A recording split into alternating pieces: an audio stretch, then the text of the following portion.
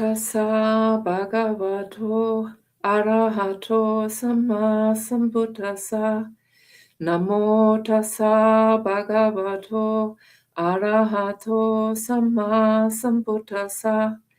Namo tassa bhagavato arahato samma sambuddhassa. Buddhang dhammang sanghang namasami. When I first ordained as a samaneri at Anenja Vihara, I was encouraged to study the suttas a lot. And after reading the main Nikayas, I wondered, how can I put this, what I've just read, into practice? How can I develop a path of practice from this? And I heard that the 3 suttas in the Majjhima Nikaya that the Lord Buddha gave to Venerable Rahula were given to him at the age of 7, at the age of 18, and at the age of 20, according to the commentaries. But by the end of that 3rd discourse, at the age of 20, Rahula became an Arahant. So I thought, even though it may take me quite a while longer to become an Arahant, there might be a path of practice in this, hidden in these 3 suttas, if I understand the meaning and how and in which way these suttas led to a transformation in Rahula. And so I developed a deeper interest in these 3 suttas the Lord Buddha gave to Rahula in the Majjhima Nikaya, which are number 61, 62, and 147. At some point in his life, Rahula asked the Lord Buddha about the possibility, or how is it possible to overcome I-making, mind-making, and the underlying conceit I am. And the Lord Buddha responded to that question on several occasions in several suttas. And it's interesting to see, even though the Lord Buddha led Rahula successfully to arahantship, that in these discourses, he never mentions the fetters, but he keeps returning to this theme of me, mine, and I, mine-making, I-making, conceit, and how to overcome this. And so I've been thinking about the connection between the fetters, these suttas, and I-making, mine-making, and this idea of self. Often in the suttas, there's this phrase, this is not me, this is not mine, this is not myself. And so I was wondering how this connects to the 10 fetters. And so I'm going to deliver my interpretation of these 3 suttas to Rahula, and would like to give you some food for thought, and feel free to dispute whatever I'm coming up with. It's yes, I think it's worthwhile, even though you may totally disagree with my interpretation. So let's have a look at the 10 fetters and how they correspond to I-making, mind-making, and the self.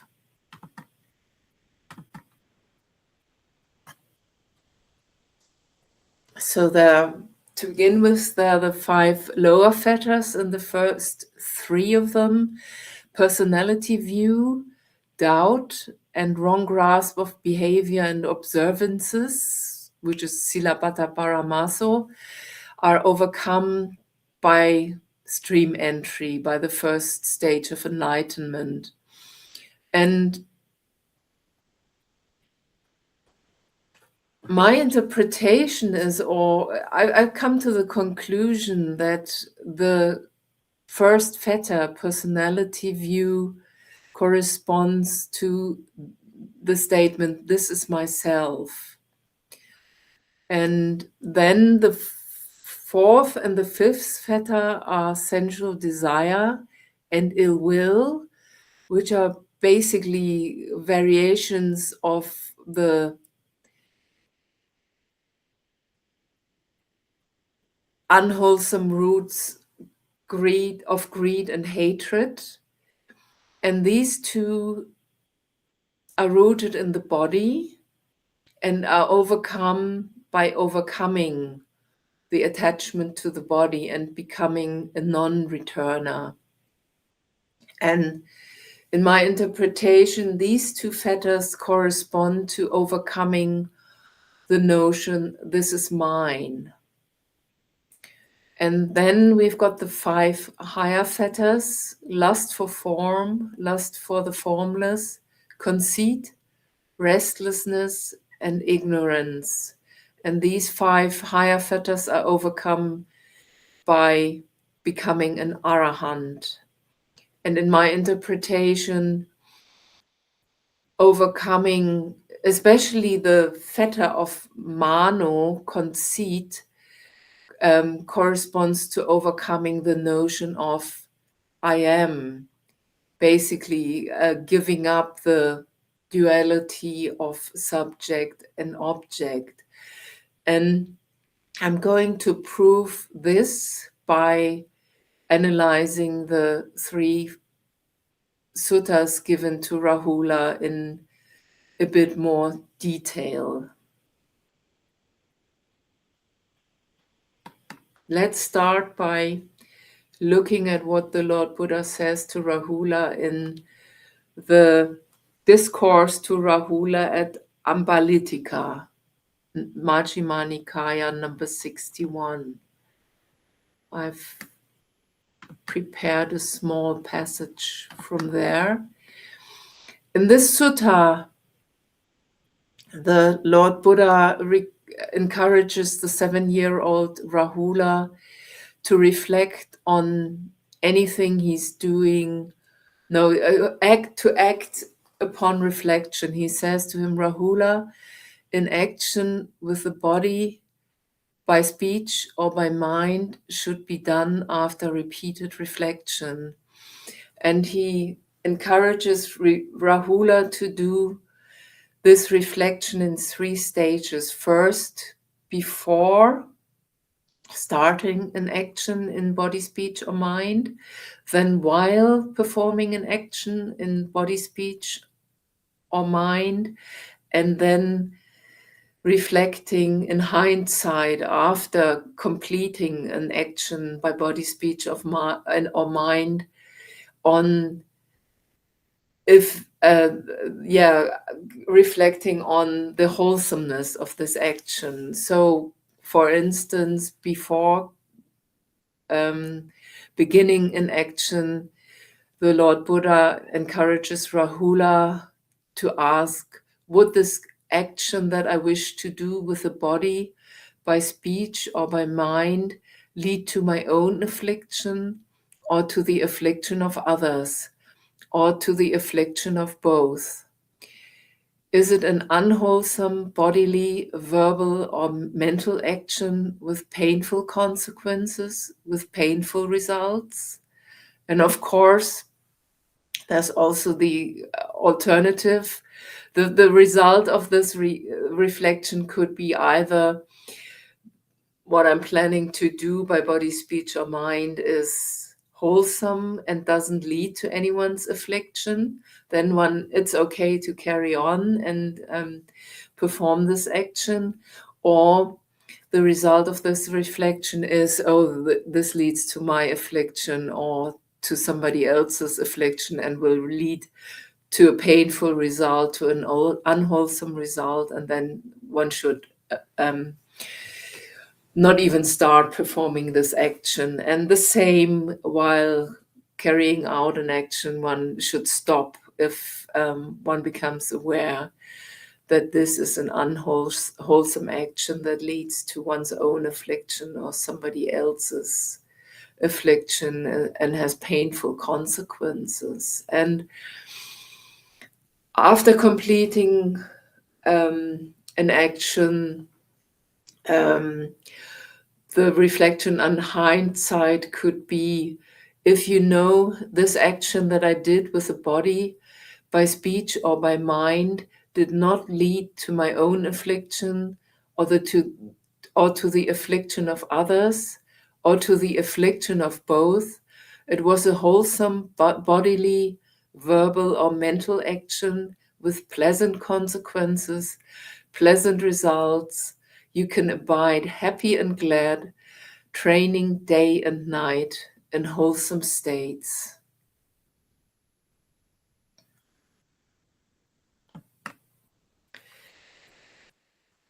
And so I was reflecting on the result the Buddha is expecting from doing this reflection repeatedly. What is the Buddha trying to lead Rahula to? What kind of mode of thinking is he trying to instill in Rahula by encouraging him to reflect in this way? And from my point of view, my interpretation of this is that this is a direct teaching to lead Rahula to stream entry by weaning him off this personality view, the Sakaya Ditti, and discouraging Rahula from thinking in terms of I'm a good boy or I'm a bad boy, I am this, I am that. Instead, instilling in him a mode of viewing the world as processes, basically reflecting on every action he's performing by body, speech, or mind, in terms of, is this a good process or is that a bad process? And by doing this repeatedly over many years, and from morning till evening, from dusk till dawn, and gradually this will become a habit in Rahula, and so it becomes really ingrained in him, and chips away at the Sakaya Ditti, this whole category of I am this, I am that, I'm a good boy, I'm a bad boy, becomes irrelevant and falls away, and at some point falls away to a degree that he's no longer able to think in this way. And then the fetter of personality view Sakaya Ditti breaks. And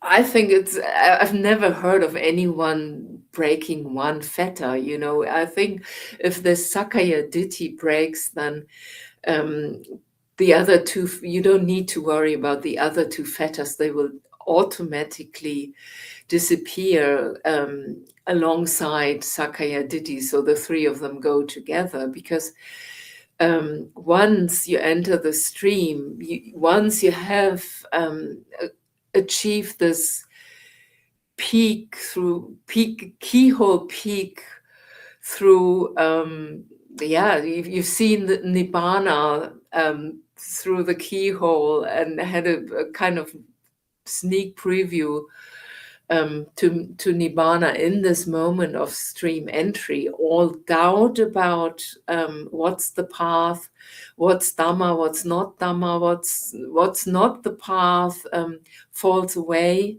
and you also no longer have any doubt about, or you no longer cling to unnecessary rites and rituals where these do not really lead to enlightenment. These are yeah, you just take them as they are. They are rituals that may have a particular function that may still be useful and conducive because it brings people together, it helps you focus, it creates concentration and harmony and cohesion. But by the end of the day, they are just rites and rituals and conventions that don't lead to ultimate reality. Yes, so this is my interpretation of the this first teaching the Lord Buddha gave to Rahula at the age of 7, dissolving personality view by replacing his view by a perspective of looking at his actions as mere processes that are either wholesome or unwholesome, lead to painful results or pleasant results, and not worry about I am this or I am that. And then later, at the age of 18, the Lord Buddha and Rahula go on alms round together, and Rahula is following the Lord Buddha and has this thought about how the Lord Buddha has this handsome, quite impressive form, physical form, and the Lord Buddha turns around and admonishes Rahula about his attachment or his unskillful thinking about this form. And I've also prepared a small passage from that sutta to see how the Lord Buddha responds to that. And in my interpretation, it teaches him the path to anagami. So the Lord Buddha's response to Rahula's thinking about the pleasant physical form of the Lord Buddha is, Rahula, any kind of material form, whatever, whether past, future, or present, internal or external, gross or subtle, inferior or superior, far or near, all material form should be seen as it actually is, with proper wisdom thus. This is not mine, this I am not, this is not myself. And repeat, and Rahula asks the Lord Buddha, does this only apply to form? And then the Lord Buddha repeats, no, this is likewise for feeling, perception, formations, and consciousness. So basically, the Lord Buddha says this applies to all of the 5 khandhas in this usual form. This is basically a stock phrase that appears in the suttas many times. For instance, in the Anatta Lakkhana Sutta, to that these 5 aggregates of clinging, no matter if it's past or future, internally or externally, in whatever mode these 5 khandhas appear, they should always be seen with wisdom, that they are not mine, not myself, and this I am not. Excuse me.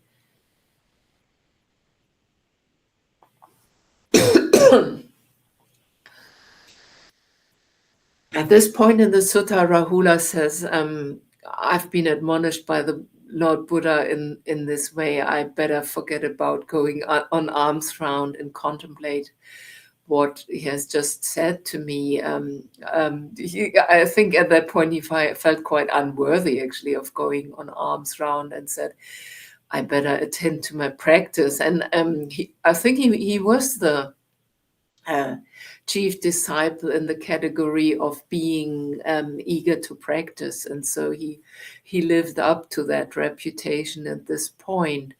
And so he sits down, and Sariputta sees him sitting there and encourages him to do mindfulness of the breath, anapanasati. And at this point, I think Rahula becomes a bit confused by these conflicting instructions he got from the Lord Buddha earlier on, and now he gets something else from Sariputta, who is his main teacher. And so in the evening he goes to the Buddha again and asks him, "Venerable Sir, how is mindfulness of breathing developed and cultivated so that it is of great fruit and great benefit?"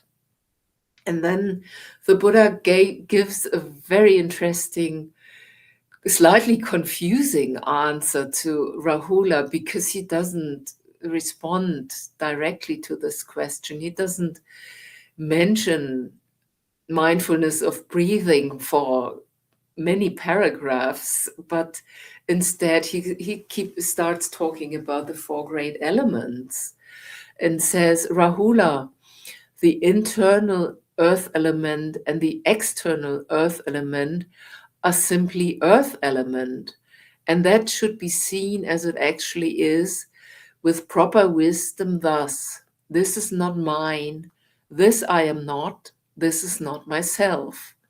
When one sees it thus as it actually is with proper wisdom, one becomes disenchanted with the earth element and makes the mind dispassionate towards the earth element.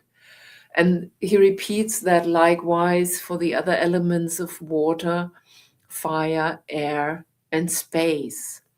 So what the Buddha is doing here, he returns to that theme from he had in the early morning while they were going on alms round, but this time he responds to Rahula, or instructs Rahula, not in terms of the five khandhas, but instead he instructs him in the same way based on the five elements.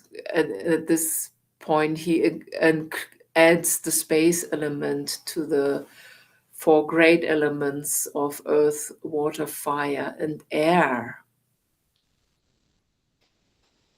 And then he continues to give Rahula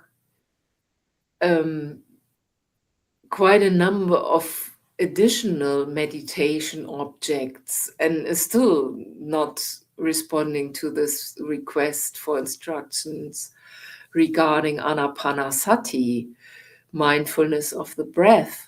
He tells Rahula to meditate on these elements and developing equanimity. He uses a number of similes, and for instance, he tells Rahula that the earth is not affected or disgusted and repelled when dirty, foul, smelly things are thrown onto the earth, and the earth comes in contact with these things. The earth element, the earth is just not bothered. And he encourages Rahula to become just like this earth element and remain equanimous and unentangled, not get entangled with anything, no matter how foul, how unwelcome, how smelly and disgusting the things are that get thrown at him, either physically or just in the form of verbal abuse or unwelcome verbal statements. And then the Lord Buddha gives Rahula even more meditation objects and encourages him to meditate on metta, karuna, mudita, and this fourth one should actually be upekkha, on the four Brahma Viharas of loving kindness, compassion, altruistic joy, rejoicing in other people's good fortune, and equanimity. And as the fifth object, asubha, mindfulness of the unattractive. And the Buddha recommends these meditation objects to abandon the counterparts of these things, So now we've already got 10 meditation objects between that Rahula has to do as his homework before starting with Anapanasati. And as the 11th final meditation object, the Lord Buddha encourages Rahula to meditate on impermanence, to abandon the conceit I am. And this is probably a response to Rahula's question earlier in his life on how to overcome I-making, mind-making, and the conceit I am. This last, and from my point of view, this last meditation object does not quite fit in with the other 10, because when you think about it, these first 10 objects are all directed at overcoming entanglement and attachment to the body. And they are all directed at developing disentanglement, detachment, and equanimity. So these are basically antidotes to mind making. You know, these are directed at overcoming karma, chanda, sensual desire, and ill will. Equanimity, like if you make yourself like the earth element that doesn't react with ill will when filthy, disgusting things are thrown at it, then that's a perfect antidote to overcome ill will. Or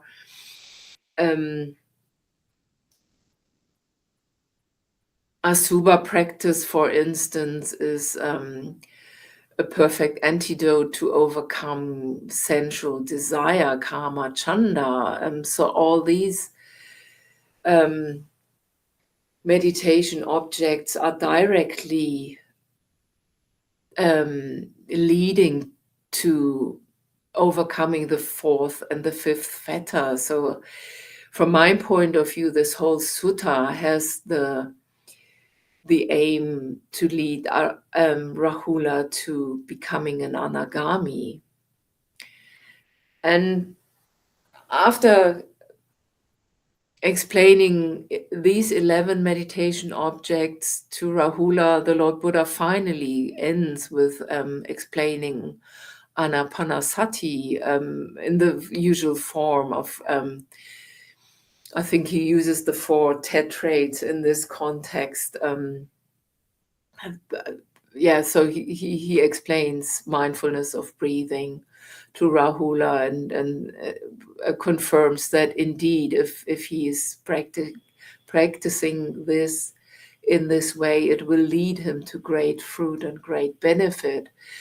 But first of all, and I think that's the message Rahula is giving, the Lord Buddha is giving Rahula, is that his mind is still far too entangled with external objects, as he demonstrated early in the morning during that alms round, when suddenly he got distracted by the Lord Buddha's beautiful physical form, that actually the Buddha thinks there's not much point for Rahula to do mindfulness of breathing at this stage. He should basically clear the path and tidy up in his heart, give his heart a thorough decluttering by attending to all these other meditation objects, so that there's all these attachments and distractions disappear. And interestingly, there's an almost Yeah, there's a kind of a parallel sutta somewhere else in the Pali canon, which is in the Anguttara Nikaya in the Book of Tens. It's a Girimananda Sutta, number 1060. It's a sutta that's very popular in Sri Lanka um, as a chant for sick people. And in that sutta, Ananda comes to the Lord Buddha and asks for some advice he can give to Girimananda, who's severely ill and lying in his bed sick. And so the Lord Buddha, in this situation, again, gives a long list of meditation objects with um, mindfulness of breathing, anapanasati, as the 10th object. First, he delivers a whole set of 9 other perceptions, like perception of impermanence, perception of non-self, and perception of the dangers of having a body, and asubha, and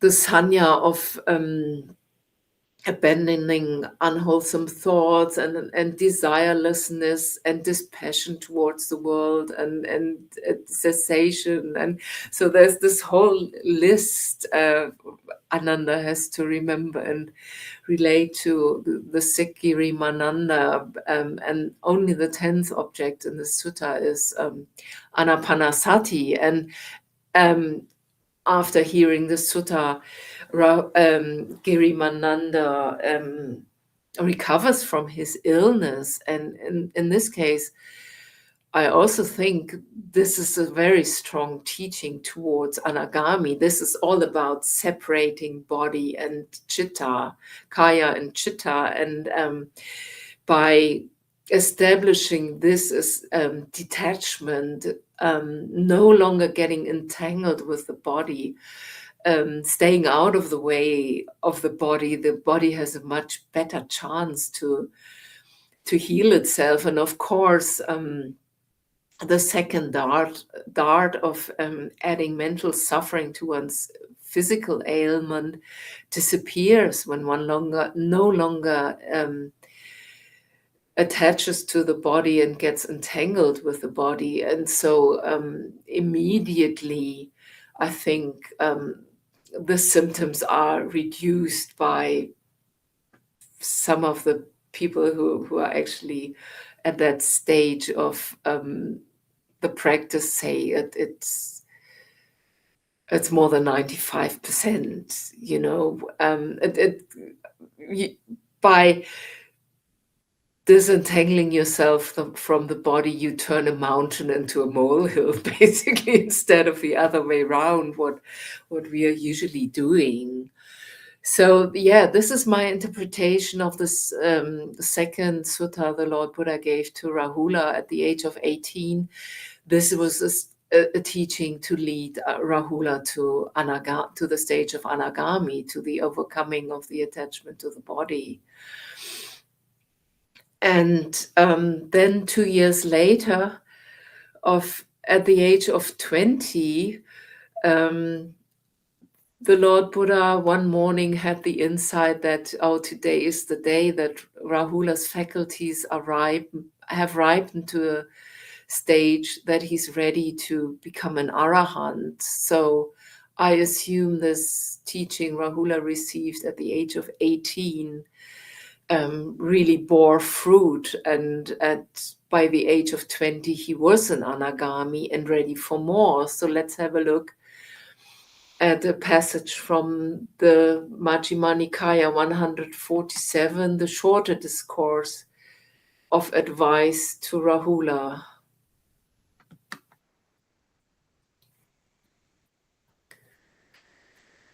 Yes, so while the Blessed One was alone in meditation one morning, a thought arose in him thus: the states that ripen in deliverance have ripened in Rahula. Suppose I were to lead him on further to the destruction of the taints, meaning the asavas and the destruction of the taints. That's the third thing that happened to the Lord Buddha in the night of his awakening. So that's basically means the breakthrough to arahantship. So he goes to Rahula and says, take your sitting cloth and we will spend the day. I think they go to the blind man's grove. And so Rahula follows along and they sit down, and the Lord Buddha says this, Rahula, what do you think? Is the I of forms? Is I consciousness? Is eye contact? Is anything comprised within the feeling, perception, formations, and consciousness that arise with eye contact as condition permanent or impermanent? Impermanent, Venerable Sir. Is what is impermanent suffering or happiness? Suffering, Venerable Sir. Is what is impermanent suffering and is what is impermanent suffering and subject to change fit to be regarded thus? This is mine, this I am, this is myself. No, Venerable Sir.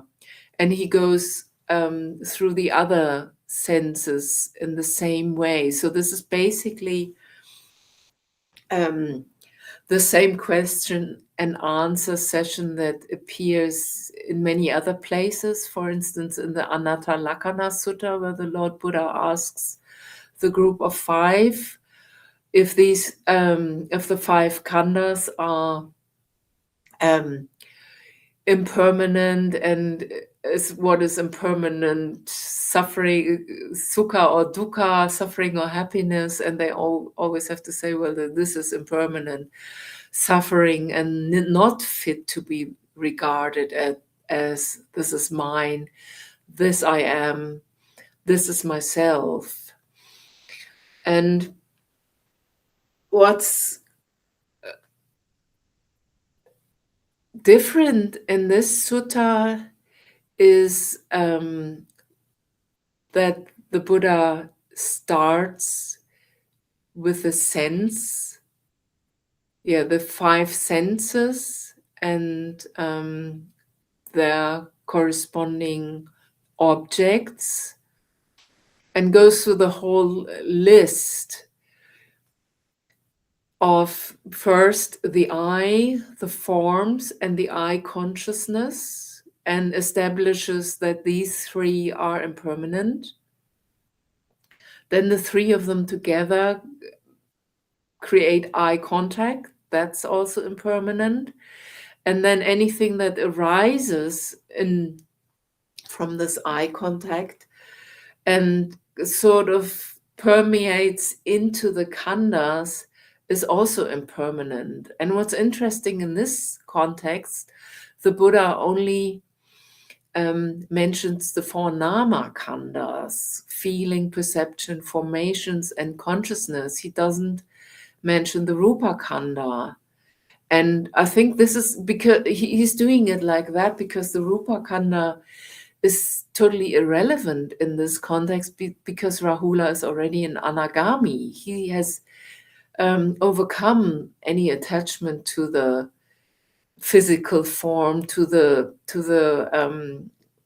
body, to the rupa khandha. So only he basically he lives in his chitta, and he lives in the nama khandhas, and the physical form is just a biological robot for him that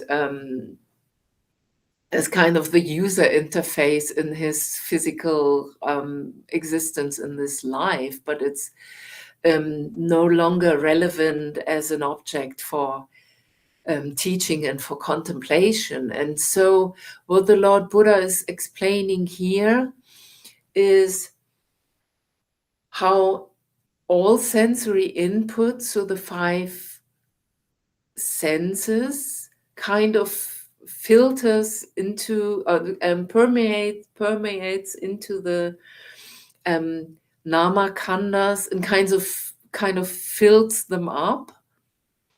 And in this whole process, you can't find any permanence. And what you also can't find, and I think this is the point of this sutta, which, as you can see now, let me continue reading from this sutta. The Lord Buddha says, seeing thus, Rahula, a well-taught, noble disciple becomes disenchanted with the eye, disenchanted with forms, disenchanted with eye consciousness, disenchanted with eye contact, and disenchanted with anything comprised within the feeling, perception, formations, and consciousness that arise with eye contact as conditions. And the result is, now, while this discourse was being spoken, through not clinging, the venerable Rahula's mind was liberated from the taints. So he attained Arahantship as the Lord Buddha had foreseen early in the morning when he made his way to Rahula and encouraged him to follow him and receive this teaching. And what I think the Lord Buddha is doing and what effect it has on Rahula is he takes him through this whole process of sensory input and how that lends and fills up the aggregates, the khandhas. And in this whole process, there is nothing permanent. And what's impermanent is suffering and not happiness. And it's also not self, but also in this process, there is no clear distinction where you can make a switch from object to subject. And I think that's the crucial point to overcome the conceit I am, to overcome the duality of object and subject. And I think this is the realization Rahula gets from this instruction. But of course, what the bleep do I know? This is just my theory about it. I may be totally wrong about it, but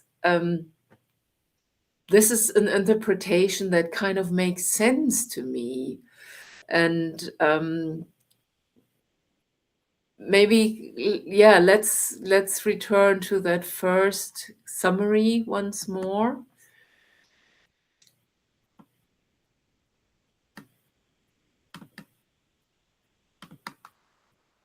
So what I've just explained is, in the first sutta, the Lord Buddha breaks up Sakaya Ditti by replacing Rahula's worldview by a view that only looks at the world in terms of processes instead of I'm this, I'm that, I'm a good boy, I'm a bad boy.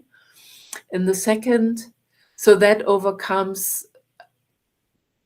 the part of this is myself.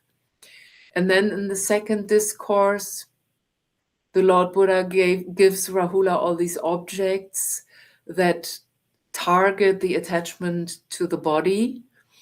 And since sensual desire and ill will, mind making is rooted in the body, we only react with desire or ill will when we assume that something is mine. When we take something as mine, we don't care about the snails eating our neighbor's salad in the garden, but we are affected and we are upset and annoyed when the snails eat the salad in our garden because this is my salad. This is, this is a drama. And also, um, yes, basically the whole drama and magic is rooted in the body and in mind making. We are overly pleased with things that are and sort of instill a magic into things we consider mine and how beautiful, and um, respond with essential desire. And on the other hand, we um, react with drama whenever something happens to something we regard as mine. And so that's the message of this second discourse, um, overcoming attachment to the body, solves the problem of mind making, overcomes the notion this is mine, and with that the fourth and the fifth fetter of sensual desire and ill will fall, and one enters the stage of becoming a non-returner. And then in that third sutta, at the age of 20, the Lord Buddha targets this notion of this I am by showing Rahula that this whole process of sensory input, as it fills the nama khandas, is impermanent, is dukkha, and is not self. And basically there is no point in this whole process where you can nail down a clear distinction where object turns into subject. And so this whole duality and of object and subject falls away, and with that the notion of this I am becomes basically meaningless, and the taints get destroyed, and Rahula becomes an Arahant.